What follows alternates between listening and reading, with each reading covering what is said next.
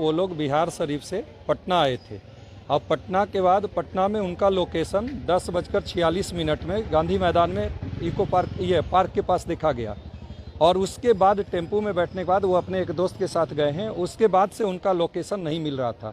उन्होंने अपनी माँ को फ़ोन करके कहा था यहाँ पहुँचने के बाद कि माँ, हमारा मोबाइल स्विच ऑफ हो जाएगा, चार्ज नहीं है। तो हमारा जो दोस्त है वो सुमंत नाम का, उसके नंबर पे आप कॉल करना, उसी पे बात होगी। जब उस नंबर पे 1 बजे लोग कांटेक्ट करने लगे तो उन्होंने कहा कि मैं तो गया ही नहीं, मैं फिसल गया था और बख्तियारपुर में केले पे, और मैं गिर गया, चोट लग गया, तो हम पटना नहीं गए हैं, वो अकेला गया है। बट हम लोग जब इसको खंगालने लगे तो सीसी कैमरे में दोनों साथ साथ दिखा और टेम्पू पे बैठते हुए साथ दिखा। उसके बाद यहाँ से वो लड़का फरार हो जाता है। 2 तारीख को 3 तारीख को लगातार कांटेक्ट कर रहे हैं परिवार के लोग, और वो उसका मोबाइल उसके मामा के पास मिलता है। वो बोलता है कि ये हमारा भांजा आकर के मोबाइल हमको दिया, उसके बाद चला गया है, कहाँ मुझे पता नहीं। लेकिन हम लोगों को संदेह जब 1 तारीख को ही हुआ कि मोबाइल आखिर वो उठा नहीं रहा है, सही जवाब नहीं मिल रहा है, उसका मोबाइल कहीं डिस्चार्ज भी था, तो कहीं जाता तो चार्ज करता तो ऑन करता, लेकिन एकदम कंप्लीट मोबाइल ऑफ है।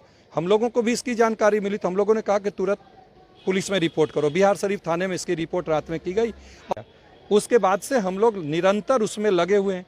पुलिस उसको उस रूप में देख रही थी। और लड़का जाकर के फिर जब 4 तारीख को पकड़ाता है तो बताता है कि हम लोग आए थे और वो बात करते किसी से, और जेपी सेतु पर गंगा में कूद गया, हमसे 10-15 फीट का आगे आगे चल रहा था, जो भी विश्वास योग्य नहीं था। और दूसरा बता रहा था जहाँ पे, वहाँ दूसरा और तीसरा पिलर, जो इधर से हम लोग जाते हैं उधर हाजीपुर की तरफ, तो वहाँ पे नौका लगा रहता है, बोट लगा रहता है, हमेशा लोग घूमने वाले होते हैं, और दिन के 10:30 या 11 बजे के आसपास का वो टाइमिंग बता रहा था। तो हम लोग वहाँ भी जा करके रेकी किए। नालंदा की पुलिस, वहाँ से हम लोग उनको साथ लिया, और हम लोग निरंतर ये करने के बाद जब लगा, तब हम लोगों ने यहाँ पे एसएसपी से बात की। एसएसपी ने अपना सिस्टम को यहाँ हम लोग को दिया। हम लोगों को यहाँ पे जब खंगालने लगे तो सीसी कैमरा में दोनों लड़के यहाँ साथ दिख गए। तब 4 तारीख को वो दोनों को हम लोगों ने मिल करके अपने से कस्टडी, मामा को जब लिया तब वो भांजा को बुलाया, तब वो आया। उसके बाद तब ये कहानी बताया कि यहाँ से छलांग लगा दिया है। तो 1 तारीख से 4 तारीख तक वो कोई रिपोर्ट हम लोग को नहीं कर रहा है, बरगलाता रहा। और पुलिस इस मामले को, उसके बातों को जब वो बोला तब भी पुलिस उसी की बातों को सत्य मानकर यह मानते रहे कि उसने आत्महत्या कर लिया।